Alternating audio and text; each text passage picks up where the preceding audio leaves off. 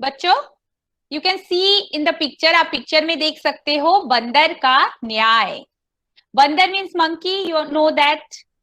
किसी जंगल में बंदरों का मुखिया न्याय के लिए दूर दूर तक प्रसिद्ध था। वानर वन में आसपास के जंगलों के जानवर भी आपसी लड़ाई झगड़ों के निपटारे के लिए आते थे और सही न्याय मिलने के बाद संतुष्ट होकर बंदरों के मुखिया की जय जयकार करके अपने जंगल को लौट जाते थे। तो एक जंगल था, जैसे कि सारे जंगल में होते हैं, सब जानवर आपस में एक ग्रुप बना के रहते थे, अलग अलग ग्रुप बना के रहते थे। तो उसी जंगल में एक बंदर भी था जो सारे बंदरों का मुखिया था और वो बहुत दूर दूर तक प्रसिद्ध था अपने जस्टिस के लिए, न्याय के लिए।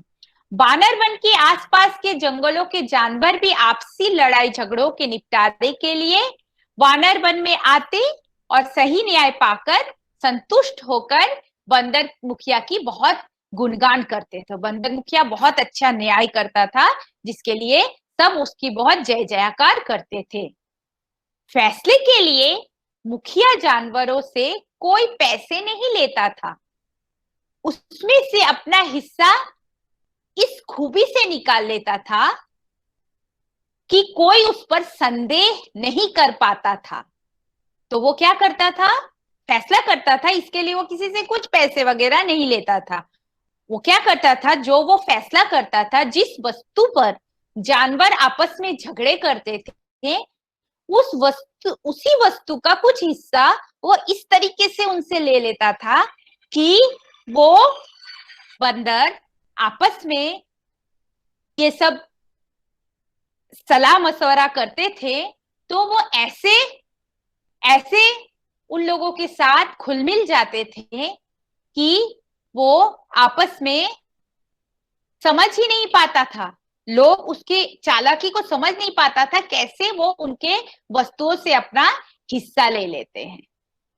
तो ऐसे ही वो अपने फैसले सुनाता था। आप देख सकते हो कि सारे जानवर उसके पास आते थे, पिक्चर में आप देख सकते हो। उसमें से अपना हिस्सा तो वो निकाल ही लेता था। इस कार्य से उसका गुजर बसर भी हो जाता था।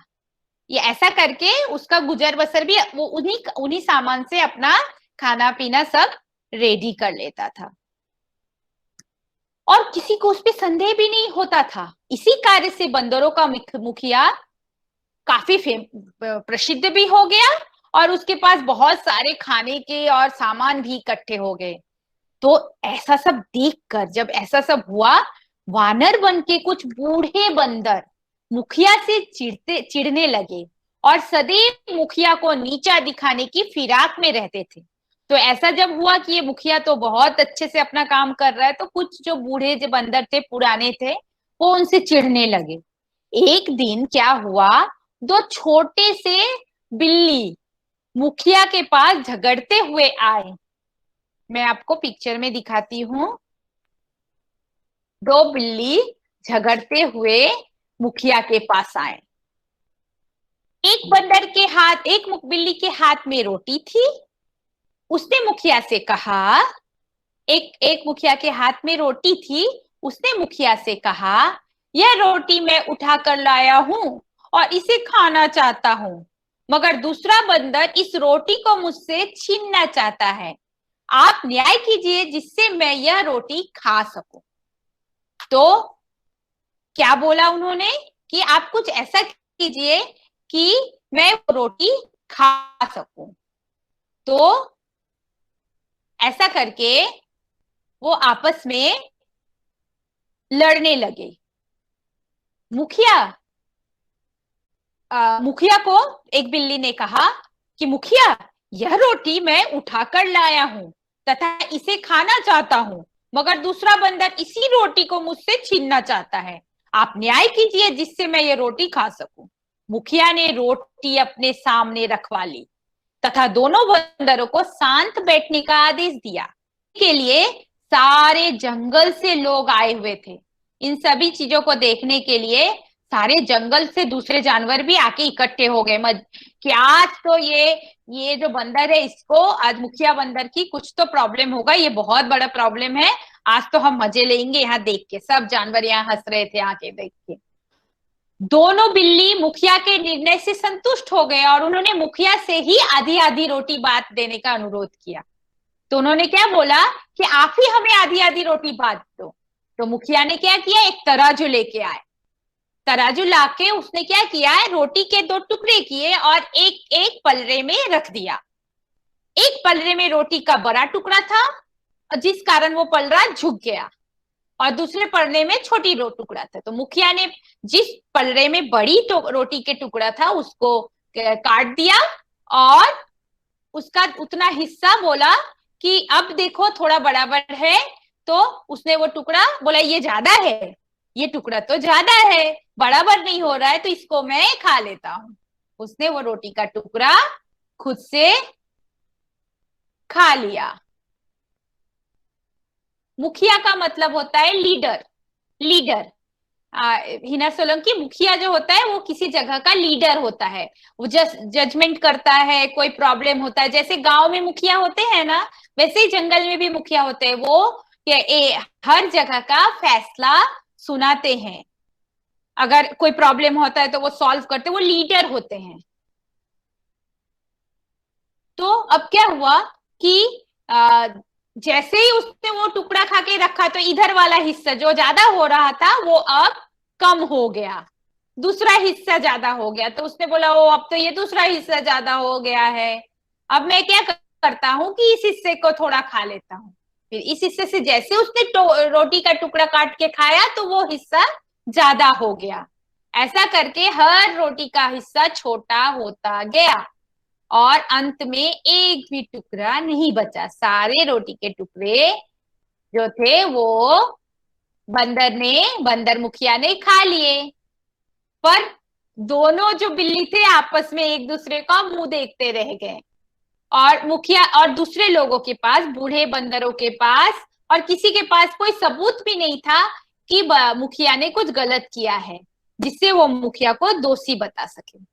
और अंत में मुखिया ने कहा कि देखो जानवरों, बिल्लियों को कहा, आपस में अगर इसी तरह लड़ते रहे तो सब आपका फायदा उठा के चल जाएंगे। तो कभी आपस में लड़ो मत और मेहनत से अपना काम करो। तो बच्चों, इस स्टोरी से यही सीख मिलती है, और दोनों बिल्लियों को भी ये अपनी गलती का एहसास हो गया, उन्हें समझ आ गया कि आपस में फूट बहुत बुरी बात होती है, उससे दूसरे हमारा फायदा उठाकर जाते हैं। तो बच्चों, हमें भी कभी भी आपस में, ना घर पे और ना दोस्तों के साथ, कभी भी आपस में लड़ाई नहीं करनी चाहिए। हम जब भी लड़ते हैं तो दूसरे हमारे लड़ाई का फायदा उठाकर चले जाते हैं। तो जरूरी ये है कि हम आपस में भाईचारा बना के रखें, कभी भी लड़ाई नहीं करें, और हर किसी की जरूरत पड़ती है, तो जितना हो सके हमें एक दूसरे का हर काम में साथ देना चाहिए और भली भांति हर काम मिल बांट के करना चाहिए। यही इस स्टोरी का मीनिंग है। और इस स्टोरी का जो बहुत तरह से, पंचतंत्र की जो स्टोरीज है ये बहुत अलग अलग तरह से लिखी गई है। अभी मैंने 2 बुक से लिखी, तो इस दोनों में पढ़ी है। दोनों में मैंने पढ़ा था कि एक में बंदर थे, एक में बिल्लियां थी। तो बच्चों, इतना कुछ पढ़ने के लिए है। अभी आप लाइब्रेरी में नहीं आ पा रहे हो, इसलिए मैं आपको बुक्स नहीं दे पा रही हूँ। ये सारी बुक्स आप पढ़ोगे जब आप एक बार लाइब्रेरी स्कूल ओपन होगी और लाइब्रेरी में आओगे। ढेर सारी बुक्स हमारी लाइब्रेरी में, जो आप पढ़ोगे तो आपको बहुत सारी नॉलेज मिलेगी। हर स्टोरी की एक अलग अलग मोरल होती है, और वो मोरल हमें बहुत अच्छे से समझना पड़ेगा और अपनी लाइफ में इन मोरल्स को अप्लाई करना पड़ेगा, यूज करना पड़ेगा। आपको मैं यहाँ पर एक छोटा सा वर्क है, पर उससे पहले मैं आपको लाइब्रेरी दिखाती हूँ। हमारी लाइब्रेरी जो आपने नहीं देखी होगी, ये है हमारी लाइब्रेरी का गेट। आप देख पा रहे हो पिक्चर? थम्स अप करो। थम्स अप करो अगर आप लाइब्रेरी का गेट देख पा रहे हो तो।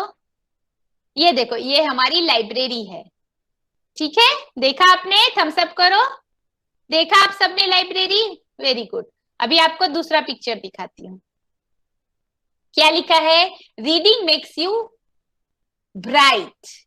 पढ़ना, अगर आप पढ़ोगे तो आप ब्राइट होगे, रोशनी की तरह चमकोगे, आप में इतना नॉलेज होगा।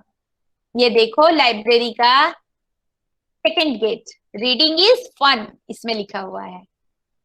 मतलब पढ़ने से, स्टोरी पढ़ने से और सभी तरह के बुक्स पढ़ने से मजा आता है।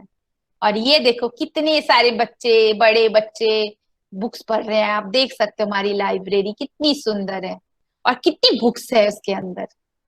मैंने ये खास आप लोगों के लिए पिक्चर्स इकट्ठे किए क्योंकि आपने लाइब्रेरी देखा नहीं है, ताकि आप लाइब्रेरी देखो और आपको अच्छा लगे। अच्छा लग रहा है तो थम्स अप करो। आपको अच्छा लग रहा है लाइब्रेरी? थम्स अप करो। Very good. अभी अभी आप ये कुछ पॉइंट्स है जो, अगर आपके पास नोटबुक है लिख लो। Write few words if you have notebook. First word is bandar, monkey. Second is jungle, forest.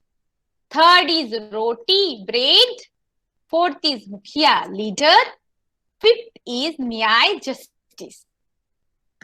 Please note down this words. आराम से लिखो. I will give you enough time to write. This page will be open for 10 minutes, so you can write very easily. Don't ask anything, just write. I will send the recording also. So आप उसमें भी देख के लिख सकते हो. And here also you can write.